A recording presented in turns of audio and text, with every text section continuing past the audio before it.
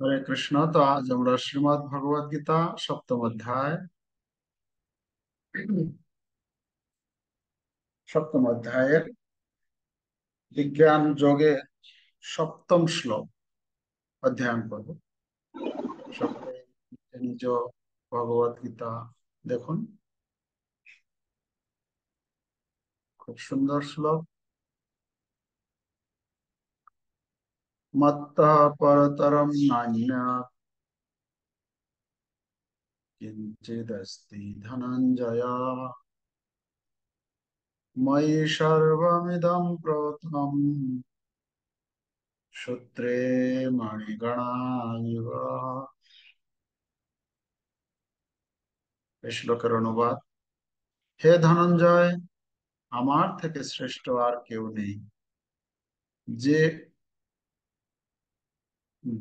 সূত্রে যেমন মণি সমূহ গাঁথা থাকে, তেমনি সমস্ত বিশ্বই আমাতে ওতপ্রোত ভাবে অবস্থান করে। শ্লোকের তাৎপর্য: পরম তত্ত্ব সবিশেষ না নির্বিশেষ, এই সম্বন্ধে বহু আলোচিত মতভেদ আছে। ভগবদ গীতাতে বলা হয়েছে যে পরমেশ্বর ভগবান শ্রীকৃষ্ণই পরম তত্ত্ব এবং প্রতি পদক্ষেপেই তা প্রতিপন্ন করা হয়েছে। বিশেষ করে এই শ্লোকটিতে পরম তত্ত্ব যে সবিশেষ পুরুষ তা জোর দিয়ে বলা হয়েছে। পরমেশ্বর ভগবানের সবিশেষত্ব সম্বন্ধে ব্রহ্ম সংহিতাতে বলা হয়েছে, ঈশ্বরা পরমা কৃষ্ণ সচ্চিদানন্দ বিগ্রহ। অর্থাৎ পরম তত্ত্ব পরম পুরুষ ভগবান হচ্ছেন শ্রীকৃষ্ণ। তিনি সমস্ত আনন্দের উৎস। তিনি আদি পুরুষ গোবিন্দ এবং তার শ্রীবিগ্রহ সচ্চিত ও আনন্দময়।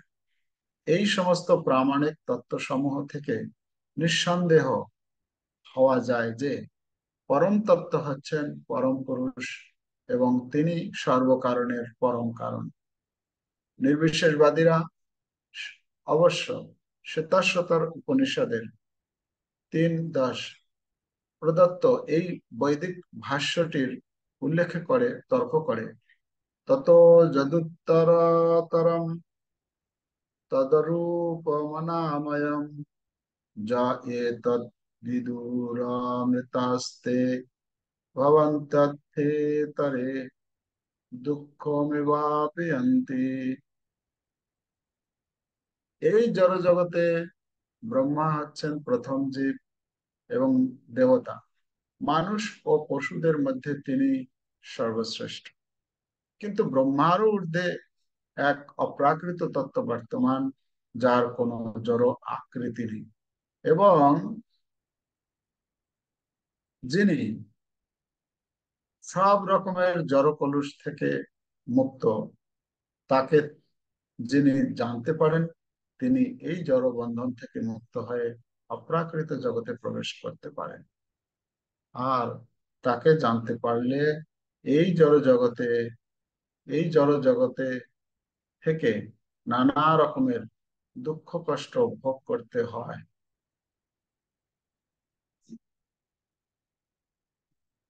আর তাকে জানতে না পারলে এই জড় জগৎ থেকে নানা রকমের দুঃখ কষ্ট ভোগ করতে হয়। নির্বিশেষবাদীরা এই শ্লোকের অরূপম শব্দটির উপরে বিশেষ গুরুত্ব আরোপ করে, কিন্তু এই অরূপম শব্দটির অর্থ নির্বিশেষ নয়।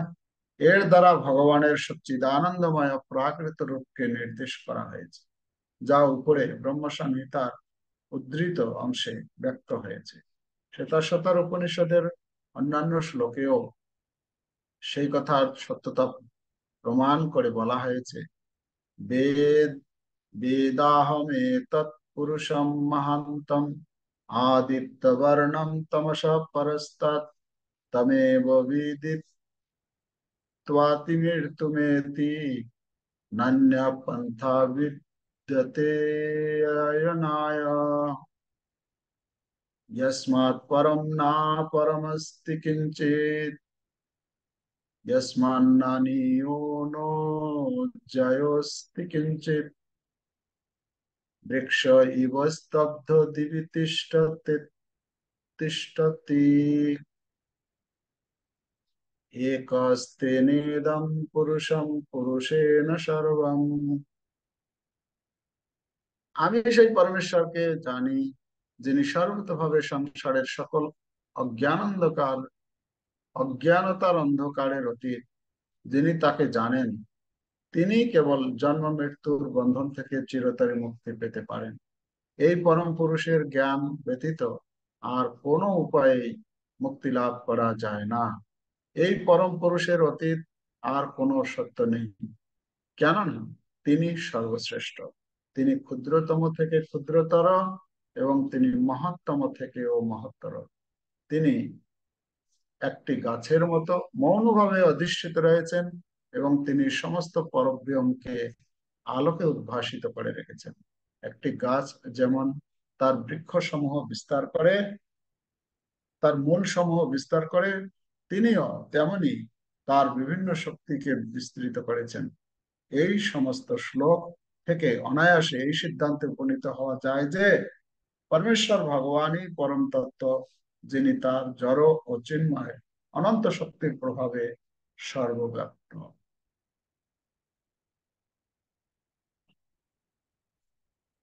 মত্ত পরতরম নান্যাৎ কিঞ্চিদস্তি ধনঞ্জয়, ময়ি সর্বমিদং প্রতম সূত্রে মণিগণায়।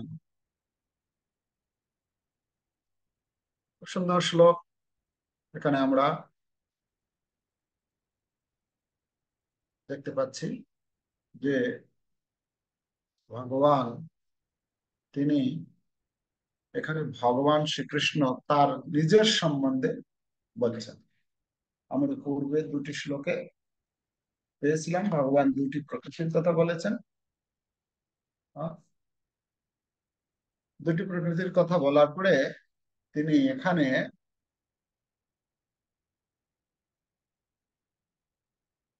যে কৃষ্ণ, ভগবান শ্রীকৃষ্ণ যে হচ্ছেন সমস্ত জগতের উৎপত্তির কারণ, যখন ভগবান বলেছেন যে আমি হচ্ছি এত জননী ভূতানি সর্বান্নীতি কোধায়, আগের শ্লোকে বলছেন যে এই সমস্ত, মানে এই সমস্ত মানে এই দুই প্রকার, স্থাবর আর জঙ্গম, এই চর অচর, এই যে দুই প্রকার প্রকৃতি রয়েছে, এই দুই প্রকার প্রকৃতির উৎপত্তির কারণ হচ্ছে আমি, ভগবান বলছে। তো দুই প্রকার প্রকৃতির উৎপত্তির কারণ আমি। তো যখন এই কথা বলেছেন, তখন অর্জুনের মনের মধ্যে প্রশ্ন হতে পারে যে হে ভগবান, হে শ্রীকৃষ্ণ, আপনি তো বলছেন এই যে দুই প্রকার প্রকৃতির উৎপত্তির এবং ধ্বংসের কারণ হচ্ছেন আপনি। আচ্ছা, আপনারও কোনো উৎপত্তির কারণ আছে কিনা?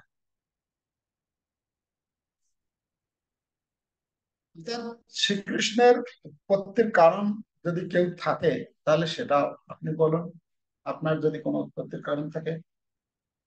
অথবা আপনার থেকে কোনো শ্রেষ্ঠ ব্যক্তি আছে কিনা, বা শ্রেষ্ঠ কোনো বস্তু আছে কিনা, তা যদি থাকে তাও তাহলে আপনি বলুন।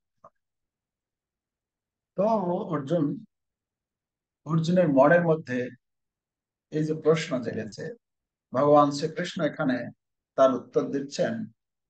এই সপ্তম অধ্যায়ের 7 নম্বর শ্লোকে শ্রীকৃষ্ণ এখানে যে তার থেকে যে কেউ শ্রেষ্ঠ নেই, বা তার থেকে কোনো শ্রেষ্ঠ তত্ত্ব নেই, সেই কথা তিনি তুলে ধরেছেন। বলছেন কি, মত্ত পরতর নান্যাৎ ন অন্যাৎ মত্ত পরতর। মানে আমার থেকে কেউ পর মানে শ্রেষ্ঠ কেউ নেই। মত্ত পরতর ন অন্যাৎ, আমার থেকে শ্রেষ্ঠ কেউ নেই। হম। তো শ্রেষ্ঠ কেউ নেই, কি বলছেন যে আমার থেকে শ্রেষ্ঠ কেউ নেই। মানে এখানে বলতে চাইছেন যে ভগবানই হচ্ছেন শ্রেষ্ঠ। মত্ত পরতরণ্যান্য কিঞ্চিদ অস্তি ধনঞ্জয়। হে ধনঞ্জয়, কিঞ্চিত কিঞ্চিত পরিমাণও আমার থেকে কেউ শ্রেষ্ঠ নেই। আমার থেকে কেউ কিঞ্চিত শ্রেষ্ঠ নেই, আমার সমান কেউ নেই। মত্ত পরতরণ্যান্য কিঞ্চিদ অস্তি ধনঞ্জয়। তো ভগবান যে বলছেন যে এই বিশ্ব চরাচরের সর্বত্র আমার শক্তি, আমি অবস্থান করছি।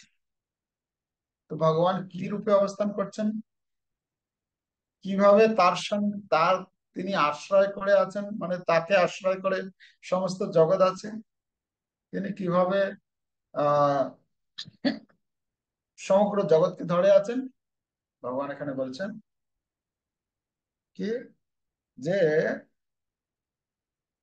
মত্ত পরতরম নান্যাৎ কিঞ্চিদস্তি ধনঞ্জয় ময়ি সর্বমিদম প্রতম। ময়ি সর্বমিদম, সর্বমিদম মানে হচ্ছে এই স্থাবর এবং জঙ্গম, এই জগতের যে বস্তু যা কিছু আমরা দেখতে পাচ্ছি স্থাবর জঙ্গম, সবকিছুই সর্বমিদম প্রথম। কি রকম? সবকিছুকে ভগবান ধরে আছেন, বা প্রত্যেকটি বস্তুর মধ্যে ভগবানের সংযোগ রয়েছে। কিভাবে? একটা উদাহরণ দিয়েছেন, উপমার মাধ্যমে বুঝেছেন। সূত্রে মণি গণাইব। সূত্রে মানে সুতার মধ্যে, মণি মানে সুতোর মধ্যে যখন মণি সমূহ আহ, একত্রিত করে মালা তৈরি করা হয়। সূত্রে মণি গণাইব। হ্যাঁ, মণি সমূহকে যেরকম সুতোর মধ্যে একত্রিত করে একটি সুন্দর একটা রূপ হয় মালা, ঠিক তেমনি ভগবান বলছেন এখানে কি, যে সমস্ত বিশ্ব তার মধ্যে ওতপ্রোত ভাবে অবস্থান করছে। আমরা যদি দেখি একটা মালা, মালাটাকে দেখতে খুব সুন্দর লাগছে, কিন্তু সেই মালাটা, মালাটার মূল, মালাটা যে এত সুন্দর রূপ যে ধারণ করে আছে, সেই মালাটার ইম্পর্টেন্ট বস্তুটা কি? সুতো। সুতোটা যদি না থাকে, মালাটার কোনো অস্তিত্ব থাকবে? মালাটার অস্তিত্ব থাকতে পারে না। তো মালাটা যে আমরা এত সুন্দর মালাটা দেখছি, এই মালাটার অস্তিত্ব রয়েছে কেন? ওই মালাটার ভেতরে একটা সুতো কাজ করছে। ওই সুতোটাকে কেন্দ্র করে যতগুলো মণি রয়েছে, যতগুলো মুক্তা রয়েছে, ওই মুক্তাগুলো কি হচ্ছে, একত্রিত করা আছে। যখনই ওই সুতোটা থাকবে না, তখনই এই মুক্তাগুলো আর একত্রিত, বা যে যার জায়গায় যে সুন্দরভাবে সেটিং করা আছে, সেটা আর থাকতে পারবে না। তো সুতোটা হচ্ছে ইম্পর্টেন্ট, কিন্তু একটা মজার বিষয় হচ্ছে, সুতোটাকে কেউ দেখতে পায়? সুতোটাকে কেউ দেখতে পায় না। দেখা যায় কাকে? মুক্তগুলোকে দেখা যায়, যে মুক্তগুলো দিয়ে মালা তৈরি করা হয়েছে। সুতোটাকে আমরা দেখতে পাই না। তো এখানে বলা হচ্ছে, ভগবান বলছেন এখানে, আমি সেই সুতোর মতো কি করে আছি, সমস্ত জগতের এই যে স্থাবর জঙ্গম যা কিছু দেখতে পাচ্ছি, প্রত্যেকটা জিনিসের মধ্যে সুতোর মতো ভগবান কাজ করছেন। ভগবানের শক্তি, ভগবান ছাড়া এই জগতের কোনো অস্তিত্ব থাকতে পারে না। ঠিক যেরকম একটা সূত্র ব্যতীত, সূত্র ব্যতীত একটা মালার অস্তিত্ব থাকতে পারে না। তাই না? তো ভগবান এখানে বোঝাতে চাইছেন যে প্রত্যেকটা জিনিসের মধ্যে ভগবান থাকলেও আমরা আমাদের চোখে সেই ভগবানকে দেখতে পারি না। ঠিক যেরকম একটা মালার মধ্যে সুতোটা আছে, সুতোটা মুখ্য জিনিস, কিন্তু সুতোটাকে আমরা দেখতে পাই। কিন্তু যারা যারা অভিজ্ঞ তারা জানে এই যে মালাটা যে তৈরি করা হয়েছে, এটার ভেতরে সুতোটা হচ্ছে মূল বস্তু। যে সুতোটাকে কেন্দ্র করে এই মুক্তগুলো সুন্দর করে সাজানো হয়েছে। হ্যাঁ, আমাদের মন্দিরে দেখা যায় মাতাজিরা কোনো কখন মালা তৈরি করেন, এত সুন্দর ওই মালার মধ্যে আবার ডিজাইন করা হয়। হ্যাঁ, কিভাবে একটা ফুলের পর কোন ফুলের পরে কোন কালারের ফুলটা দিলে একদম একটা সুন্দর সার্কেল তৈরি হবে, সুন্দর দেখতে লাগে। যে এত সুন্দর যে রূপটা, এত সুন্দর দেখতে লাগছে, কিন্তু এর মূল ভিত্তিটা কি? সুতোটা। সুতোটা যদি না থাকে তাহলে এই মালাটার কোনো অস্তিত্ব থাকে না। তো ভগবান এখানে বলতে চাইছেন ভগবান হচ্ছেন মূল বস্তু এই জগতের। ঠিক আছে? তো আর একটা হচ্ছে শিল প্রভুপাদ যেটা তাৎপর্য তুলে ধরেছেন এই শ্লোকের বিষয়ে। প্রভুপাদ একটা কথা তুলে ধরেছেন যে নির্বিশেষ ভগবানের রূপ হচ্ছে কি, এই জগতের লোক তাকে নির্বিশেষ বলে, উপাসনা করে। ভগবান যে নির্বিশেষ নন, সেই কথা প্রভুপাদ এখানে আহ উপস্থাপন করার চেষ্টা করেছে। আজকেই শিল প্রভুপাদের যে কোট ছিল আজকের দিনের, সেখানে কোটটাতে ছিল, বাংলা আরতিতে অ্যানাউন্স করছিল যে আহ ওম যে রয়েছে, ওম, ওম হচ্ছে ভগবানের আহ, ওমকে ভগবান বলেই বলা হয়। তো এই যে ওম আছে, প্রপাত বলছেন ওম যে আছে এটা হচ্ছে ভগবানের নির্বিশেষ রূপের একটা চিহ্ন। আমরা ওমকেও ভগবান বলে মানি। কেন? ওম, ওমকার হচ্ছে ভগবান। কিন্তু প্রভুপাদ বলছেন কিন্তু তার মধ্যে আমি কোনো রূপ দেখতে পারি না, যে রূপ ভগবান শ্রীকৃষ্ণের মধ্যে আমরা দেখতে পারি। অর্থাৎ ভগবানের যে রূপ, তিনি যে, যেমন মন্দিরে আমাদের মাধব আছেন, মাধবকে দেখতে তার সুন্দর চাচর চিকুর কেশ, তার গন্ড যুগল সুন্দর কিভাবে উম, সেই কেশ আবৃত করে রয়েছে, কর্ণে হচ্ছে মকর কুণ্ডল, হ্যাঁ, তার হাতে বলয়, তার, তিনি হাত দিয়ে বংশী বাদন করছেন, হ্যাঁ, তিনি তার সখা বেশের যে বিভিন্ন উম, লাঠি নিয়েছেন, বা এই যে এত সুন্দর যে রূপ, তিনি পীতবাসন ধারণ করেছেন, হম, ময়ূর পুচ্ছ ইত্যাদি। এই প্রবাদ বলছেন যে কত সুন্দর রূপ যে কৃষ্ণের, এই রূপটা আমি ওমকারে দর্শন করতে পারি না। আর আমরা সাধারণত রূপ দেখতে অভ্যস্ত, রূপের প্রতি আমাদের আকর্ষণ হয়। তো যেহেতু আমাদের রূপের প্রতি আকর্ষণ হয়, তাই আমরা ভগবানের যে রূপ, তিনি যে একজন ব্যক্তি, তিনি সবকিছু পরিচালনা করছেন, তিনি খেতে পারেন, তিনি চলতে পারেন, তিনি খেলা করেন, তিনি তার ভক্তের সঙ্গে আদান প্রদান করেন, এই যে ব্যবহার, এটা হচ্ছে সবিশেষ, সবিশেষ রূপের কথা প্রপাত একদম তাৎপর্য শুরুতে শুরু তুলে ধরেছেন। পরম তত্ত্ব সবিশেষ না নির্বিশেষ, এই সম্বন্ধে বহু আলোচিত মতভেদ আছে। তো বহু আছে, কিন্তু প্রভুপাদ এখানে প্রতিপন্ন করার চেষ্টা করেছেন যে ভগবান যে হচ্ছে ঈশ্বর পরম কৃষ্ণ সচ্চিদ আনন্দ বিগ্রহ। কেন এখানে ভগবান বলছেন না আমার থেকে কেউ শ্রেষ্ঠ নেই। তো আমরা দেখতে পাই ভাগবতে, এখানে ব্রহ্মসংহিতা থেকে প্রভুপাদ শ্লোক কোট করেছেন।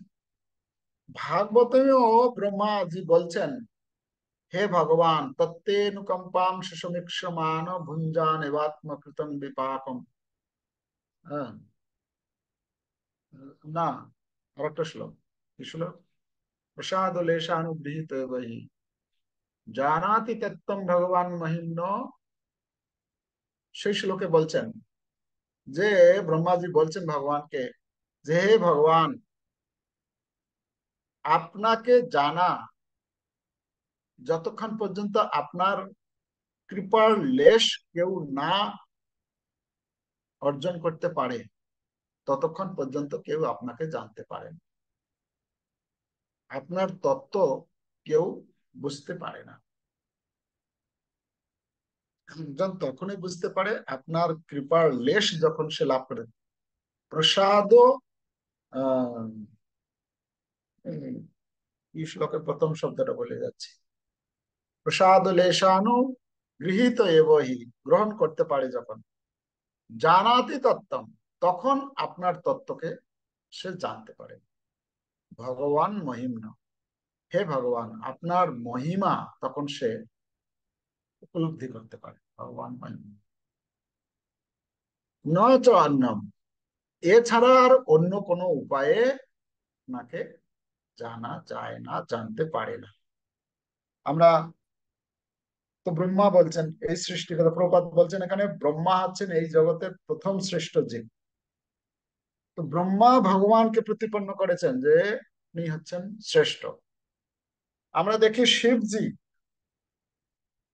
শিবজি তিনিও এই ব্রহ্মবৈবর্ত পুরাণে সেখানে অনেক তিনি বলেছেন যে ব্রহ্মবৈবর্ত পুরাণের ব্রহ্মখণ্ডের তৃতীয় অধ্যায়ে সেখানে শিবজি বলছেন ভগবানকে স্তুতি করে যে হে কৃষ্ণ, আপনি হচ্ছেন বিজয় মূর্তি, আর আপনি বিজয় প্রদানকারী, আপনি বিজয় প্রদান করতে পারেন, আপনি বিজয় দিতে সামর্থ্য, অন্য কেউ সেটা দিতে পারেন।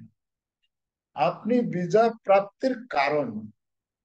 হ্যাঁ, আপনি বিজয় প্রাপ্তির কারণ হচ্ছেন আপনি, এবং বিজয় প্রদানকারীদের মধ্যে আপনি হচ্ছেন সর্বশ্রেষ্ঠ। তাই আমি আপনাকে প্রণাম নিবেদন করি। এভাবে তিনি অনেক প্রার্থনা করেছেন।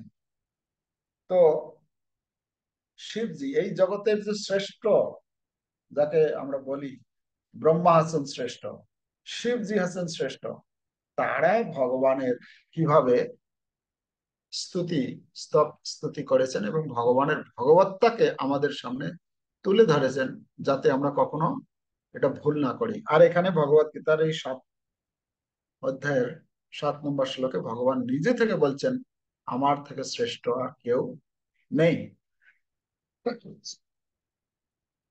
তো ব্রহ্মা তাকে শ্রেষ্ঠ বলেছেন, শিবজি তাকে শ্রেষ্ঠ বলেছেন, এমনকি নারায়ণও তাকে শ্রেষ্ঠ বলেছেন। নারায়ণও ভগবান শ্রীকৃষ্ণকে শ্রেষ্ঠ বলে প্রতিপন্ন করেছেন সেই ব্রহ্মসংহিতা, এই ব্রহ্মবৈবর্ত পুরাণেই তিনি স্তুতি করে বলছেন হে কৃষ্ণ, আপনি হচ্ছেন শ্রেষ্ঠ, আপনি শ্রেষ্ঠ পুরুষের দ্বারা পূজনীয়, পূজ্য, আর আপনি হচ্ছেন বর প্রদানকারীদের মধ্যে শ্রেষ্ঠ।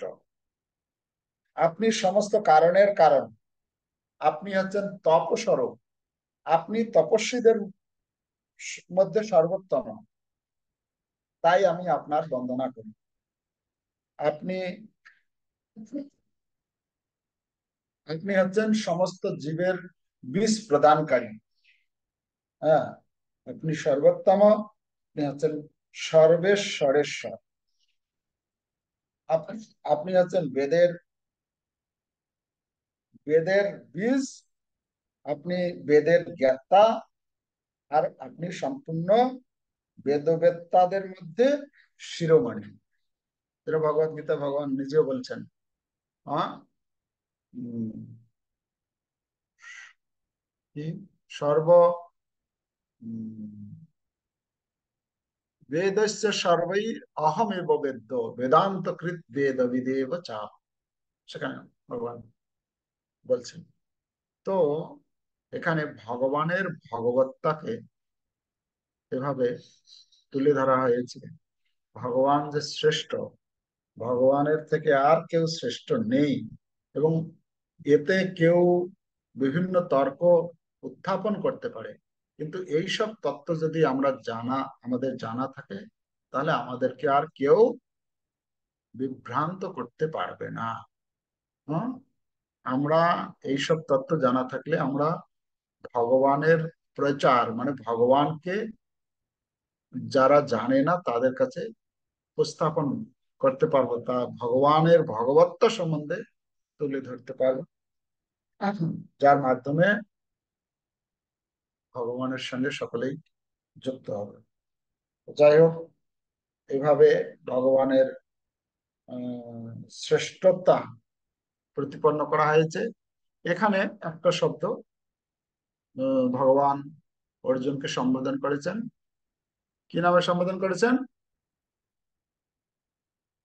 কিঞ্চিদস্তি ধনঞ্জয়, ধনঞ্জয়, হে ধনঞ্জয়। ভগবান এখানে বলছেন যে ধনঞ্জয় মানে হচ্ছে তুমি হচ্ছে ধনকে জয় করতে, তাই তোমার নাম হচ্ছে, মানে ধন সংগ্রহ করতে যিনি হচ্ছেন সব থেকে দক্ষ। হ্যাঁ, হ্যাঁ, আর ভগবান বলতে চাইছেন, অর্জুন, এই জগতের যত ধন রয়েছে সমস্ত ধনের মধ্যে সর্বশ্রেষ্ঠ ধন কি? সর্বশ্রেষ্ঠ ধন হচ্ছে আমি, তাই না? ভগবান সব থেকে বড় ধন তো নাকি? সেই ধনকে আমরা লাভ করার জন্য চেষ্টা করছি। তিনি তো ভগবান হচ্ছেন সর্বশ্রেষ্ঠ ধন। তো ভগবান বলতে চাইছেন অর্জুনকে, হে ধনঞ্জয়, তুমি হচ্ছে ধনকে জয় করার মধ্যে তুমি হচ্ছে দক্ষ, আর আমি হচ্ছি সর্বশ্রেষ্ঠ ধন। তো তুমি কি করো? অতএব ভক্তিরূপী মূল্য দিয়ে, ভক্তিরূপী মূল্য দিয়ে তুমি আমি মানে শ্রীকৃষ্ণ রূপী ধনকে তুমি কি করো? লাভ করো। না, তুমি এভাবে যখন আমাকে লাভ করতে পারবে, তাহলে তুমি কি হবে? এই জগতের সব থেকে বড় ধনী হতে পারে, তাই না? বড় ধন লাভ করা মানে কি? শ্রেষ্ঠ ধন লাভ করা মানে বড় ধনী হবে। অতএব হে অর্জুন, তুমি জগতে সব থেকে বড় ধনী রূপে খ্যাতি লাভ করো। তো আমরাও অর্জুনের অনুগামী, আমরাও যে ভগবত ভক্তি অনুশীলন করছি, এই ভক্তিরূপী মূল্য দিয়ে ভগবানকে আমরা যাতে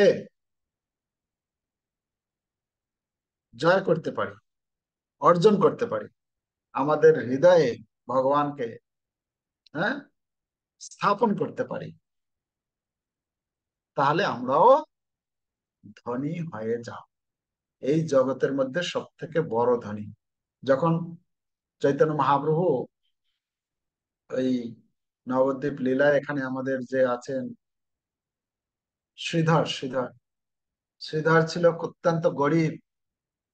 হ্যাঁ, এই জাগতিক বিচারে সে কলা কলার কলার যে কি বলে, কলা গাছের বাকল, কলা পাতা, ওই কলার মোচা, এগুলো বিক্রি করত। বিক্রি করে যা পয়সা হতো, অর্ধেক পয়সা দিয়ে গঙ্গা পূজা করতেন, আর অর্ধেক পয়সা দিয়ে তার পরিবার চালাতেন। আর তার কাপড়ের মধ্যে অনেক, মানে কি পুরনো হয়ে গেছে কাপড়, সে অনেক মানে কি বলে, সেলাই করা, হ্যাঁ, গিট বাঁধা এরকম ছিল। মহাপ্রভু বলছেন যে, সিদ্ধার্থ, তোমার তো দেখছি তো ঘরের সম্বন্ধে বলছেন, সিদ্ধার্থ তোমার ঘরে তো, তোমার ঘরে ঢুকলে তো পুরো রাত্রিবেলা চন্দ্রের তারার আনন্দ উপভোগ করা যায়, মানে অনেকগুলো ফুটো ঘরের। তো শ্রীধর বলছে, হ্যাঁ প্রভু, কিন্তু তা হলেও আমি তো ঘরের মধ্যে থাকি, এরকম তো নয় যে আমার ঘর নেই। ঘরটা হয়তো ফুটো আছে, হ্যাঁ, ঘরের ছিদ্র আছে, আর তারা দেখা যায়, চন্দ্র দেখা যায়, কিন্তু ঘর তো আছে না। বলছে, শ্রীধর তোমার এই যে কাপড়ের মধ্যে তো কত শত গিট লাগানো আছে, সেলাই করা আছে, হ্যাঁ। তো তখন শ্রীধর বলছেন, প্রভু কমসে কম আমি তো নগ্ন অবস্থায় থাকি না, আমার তো কাপড় আছে না। হয়তো হতে পারে কাপড়টা পুরনো হয়েছে, কিন্তু কাপড় তো পরছি না। তো এভাবে শ্রীধরকে মহাপ্রভু, শ্রীধরের সঙ্গে কথোপকথন করতে করতে মহাপ্রভু লাস্টে বলছেন, শ্রীধর তুমি, তুমি হচ্ছে এই জগতের সব থেকে বড় ধনী। হ্যাঁ, শ্রীধর বলছেন, প্রভু আপনি এভাবে আমাকে উপহাস করছেন, হ্যাঁ, যে আমি, আমি গরিব বলে আপনি আমাকে এরকম ধনী বলে উপহাস করছেন, এভাবে বলে। এই জগতের লোক তো সবাই উপহাস করে, আপনিও আমাকে করছেন। বলছে, না শ্রীধর, তুমি হচ্ছে সব থেকে বড় ধনী। তুমি তোমার ধনকে লুকিয়ে রেখেছো, তুমি এই জগতে প্রকাশ করছে না, কিন্তু আমি তোমার তার সেই ধনের সন্ধান পেয়ে গেছি। তুমি হচ্ছে সব থেকে বড় ধনী। তুমি কোন ধনে ধনী? তুমি হচ্ছে কৃষ্ণ ধনে ধনী। তুমি কৃষ্ণকে জয় করে নিয়েছো। তুমি কৃষ্ণকে, হ্যাঁ, কৃষ্ণ হচ্ছেন, যারা কৃষ্ণের ভক্তি করে, ভক্তির যে ছয়টা লক্ষণ, তার মধ্যে একটা লক্ষণ হচ্ছে শ্রীকৃষ্ণাকর্ষণী, মানে ভক্ত ভক্তির দ্বারা কৃষ্ণকে আকর্ষণ করেন। আকর্ষণ করেন মানে কৃষ্ণ, মানে সেই ভক্ত যা করতে চাইবেন বা যা, মানে সেই ভক্তের পিছন পিছন কৃষ্ণ সর্বদাই ঘুরতে থাকেন, হ্যাঁ, তার পিছন পিছন ধাবিত হয় সেই ভক্তের দাস রূপে। সেই ভক্তের কি করে সেবা করব, সেই জন্য কৃষ্ণ ভক্ত হচ্ছে সব থেকে বড় ধনী।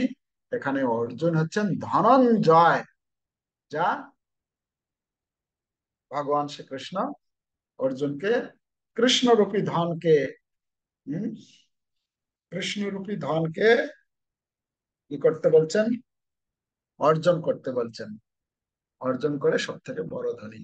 এটা আপনারা সকলেই এই ধন, সব থেকে বড় ধনী হওয়ার জন্য সকাল সকাল উঠে এই পরিশ্রম করছেন। মানে বাইরের লোকে যেরকম ধন সংগ্রহ করার জন্য ঘুম থেকে উঠেই মুখটা না ধুয়েই দেখছি ছুটছে সেই ট্রেনটা ধরার জন্য, এরকম দেখা যায়। আমি সেদিন গেলাম, 5:30টায় ট্রেন ধরেছি, দেখছি ওরে বাবা, মানে প্ল্যাটফর্ম ভরা, অত লোক এসে গেছে তার আগে, আমাদের আগে। আমি চিন্তা করছি যে লোক ধন সংগ্রহ করার জন্য কত পরিশ্রম করে।